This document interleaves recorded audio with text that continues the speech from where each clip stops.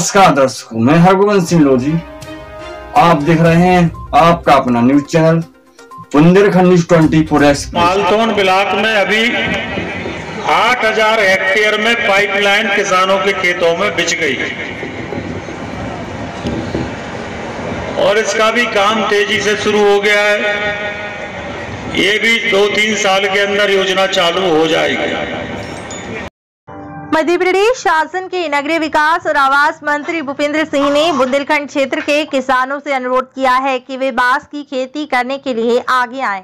इससे उनके रोजगार के साधन बढ़ेंगे। मंत्री भूपेंद्र सिंह ने मालथौन में आयोजित वन समिति के महासम्मेलन और बांस कृषकों के सम्मेलन में यह आह्वान किया है। अपने संबोधन में मंत्री भूपेंद्र सिंह ने कहा है कि उनकी इच्छा थी कि यह दोनों सम्मेलन मालथौन में हों। इसके लिए वन विभाग के अधिकारियों को धन्यवाद देता हूं। मंत्री भूपेंद्र सिंह ने कहा कि जलवायु परिवर्तन के कारण फसलों को जो नुकसान होता है उसकी भरपाई बांस की खेती से। और ये जो हमारे छतरपुर पन्ना जिले है, यहाँ पर हीरा भी होता है, रेत नदियों में रेत होती है और इस तरह से बाकी वन उपज होता है, महुआ होता है, चिरौंजी होती है, आंवला होता है, नीम होती है, ऐसी अनेक वन उपज होती है की जा सकती है। बुंदेलखंड का पर्यावरण बांस की खेती के लिए अनुकूल है। इसमें प्रदेश सरकार भी हर संभव मदद करेगी। इस कार्य में किसान भाई आगे आएंगे तो रोजगार का स्थायी साधन बन जाएगा। उन्होंने कहा है कि बांस लगाने में खर्चा कम और आमदनी ज्यादा है। इस समय बांस की मांग बहुत अधिक है। बांस से अनेक चीजें बनती है। उन्होंने किसान भाइयों से अनुरोध किया है कि आप सब बांस से ज्यादा खेती करें। कंपनी वाले बांस खरीदने के लिए खुद आपके पास आएंगे। यदि आप बांस के उत्पादन में वृद्धि करते हैं तो मेरी कोशिश होगी कि मालथौन में बांस आधारित उत्पादन का कारखाना लगवाऊं। उन्होंने कहा कि इस महासम्मेलन में वन विभाग ने अनेक स्टॉल लगाए हैं जिसमें आप जान पाएंगे कि वन समिति के माध्यम से क्या क्या काम किए जा सकते हैं। मंत्री भूपेंद्र सिंह ने कहा है कि देश में सबसे ज्यादा वन क्षेत्र मध्य प्रदेश में है और बुंदेलखंड सागर मालथौन क्षेत्र में अनेक प्रकार की वन संपदाएं हैं। प्रदेश में सबसे अच्छा तेंदुपत्ता और ये जो हमारे छतरपुर पन्ना जिले है, यहाँ पर हीरा भी होता है, रेत नदियों में रेत होती है और इस तरह से बाकी वन उपज होता है, महुआ होता है, चिरौंजी होती है, आंवला होता है, नीम होती है, ऐसी अनेक वन उपज होती है। बुंदेलखंड में ही है। यहाँ के वनों में महुआ, चिरौंजी, आंवला, बेल जैसी वनोपज भरपूर मात्रा में है। अनेक खनिजों के साथ यहाँ हीरा भी है।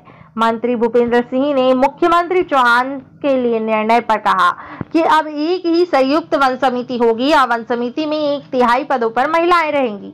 सरकार ने यह निर्णय भी लिया है कि वनोपज से होने वाली आय की 20% राशि वन समिति को दी जाएगी। मुख्यमंत्री ने यह भी निर्णय लिया कि वनोपज का भी समर्थन मूल्य तय कर सरकार इसे खरीदेगी। मंत्री भूपेंद्र सिंह हजारों की तादाद में आए समिति सदस्यों को मालथौन और खुर्रई ब्लॉक की 3 बड़ी सिंचाई परियोजना, हर एक घर में नल से पानी पहुंचाने की योजना की जानकारी दी है। उन्होंने बताया खुर्रई के डोहेला महोत्सव में महिला स्व सहायता समूह को निःशुल्क दुकानें दी गई है जिसमें उनके उत्पादकों की बहुत अच्छी बिक्री हो रही है और मालथौन में भी महिला स्व सहायता समूह को स्थायी दुकानें बनाकर दी जाएंगी। साथ ही कहा कि मुझे संसदीय उत्कृष्ट मंत्री का जो सम्मान मिला है वह आप सभी के आशीर्वाद से मिला है। यह मेरा नहीं बल्कि खुर्रई विधानसभा क्षेत्र की जनता का सम्मान है।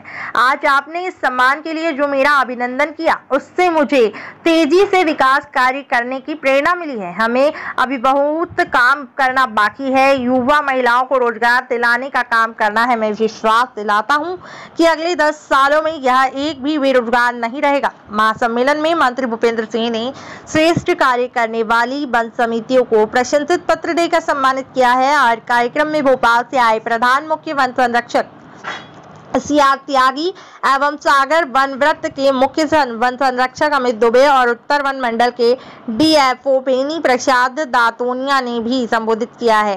कार्यक्रम में वन समिति सदस्य के अलावा पार्टी के स्थायी नेता और कार्यकर्ता भी शामिल हुए हैं।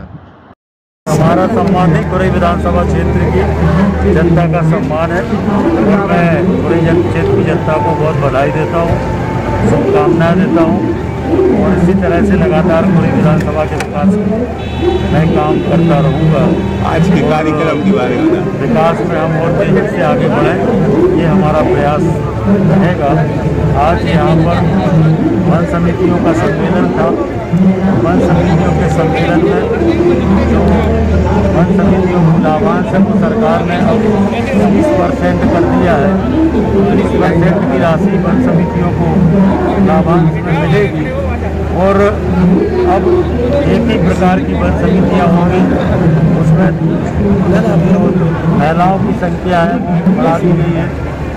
महिला अध्यक्ष होगी तो अध्यक्ष पुरुष होगा, पुरुष अध्यक्ष होगा तो महिला उपाध्यक्ष होगी। वन समितियों को और सशक्त करने का काम किया गया है। बांस लगाएं, बांस के माध्यम से लोग हमारे यहाँ आ सकते हैं। बांस की मांग बहुत ज़्यादा है तो सभी किसानों से भी आग्रह किया गया है कि बांस की खेती करें।